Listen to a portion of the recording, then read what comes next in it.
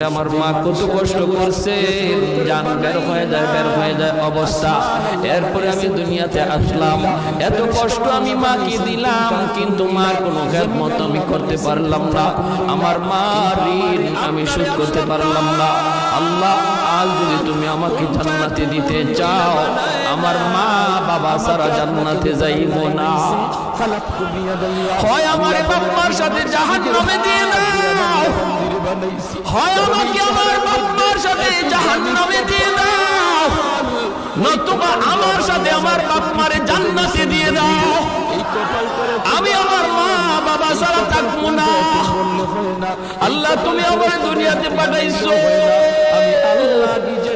আমার মা আমার বাবা আমার উপর কি পরিমাণ ঋণ, আমি তো ঋণ শোধ করার সুযোগ পাই নাই, দিছো না। আজ হাসরের মাঠে যদি আমাকে জান্নাত দিতে হয়, বাপ মা